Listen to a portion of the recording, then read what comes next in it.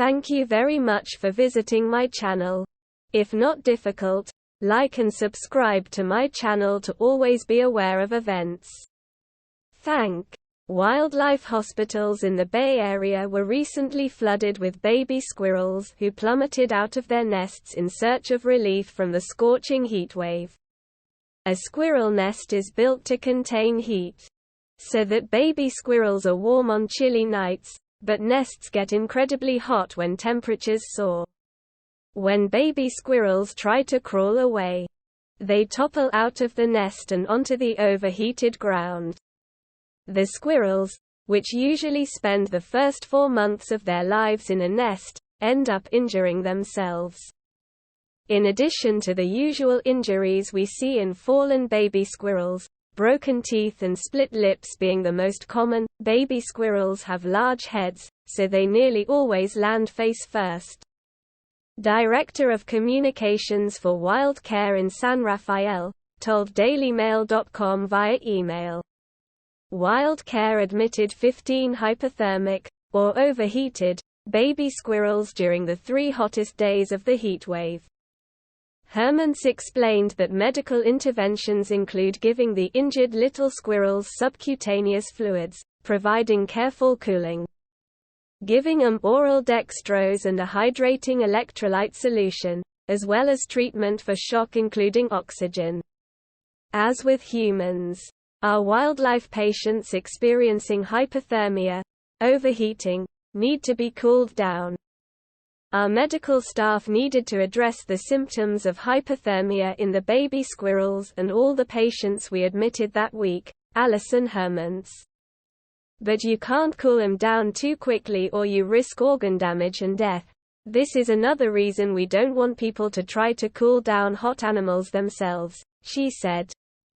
It needs to be done with great care. Seizures are a real risk with hypothermia. So that's another reason patients must be monitored closely.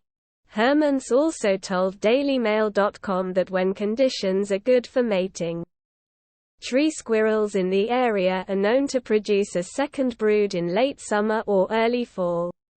She added that they've seen a baby boom of sorts since late August, which she called a squirrel palooza, noting that the center was already caring for 40 babies even before the heatwave hit. The Wildlife Center of Silicon Valley was caring for over 200 tree squirrels as of Saturday and they were expecting more. Out of that group, most were blanketed in small cages and a few dozen were being cared for at volunteers' homes. We had 14 squirrels come in an hour. People were lined up outside the gate to get in when we opened, Laura Hawkins, executive director of the Wildlife Center of Silicon Valley, told CBS News. It's a tidal wave. Yeah. All the center's volunteers had to pull shifts to do hand feedings for the distressed squirrels 4 times a day. Some of them are really docile, Andy Young, a volunteer at the center, said. Like you wouldn't think that, but some of them will just lay there and happily get fed when they are younger. Staffers told the news outlet that when the squirrels are released, they should easily be able to revert to living in the wild. Buffy Martin Tarbox of the Peninsula Humane Society, which was treating 101 squirrels, told the Mercury News. They're literally jumping from their nests to escape the heat. The young animals don't have the climbing skills to get back up. Adult squirrels in the Bay Area have been seen splooting, flattening themselves on the ground as a way to reduce body heat. Mammals can of course sweat as a way of cooling off. If you liked the video, please like and subscribe to my channel to stay up to date. Peace for everyone.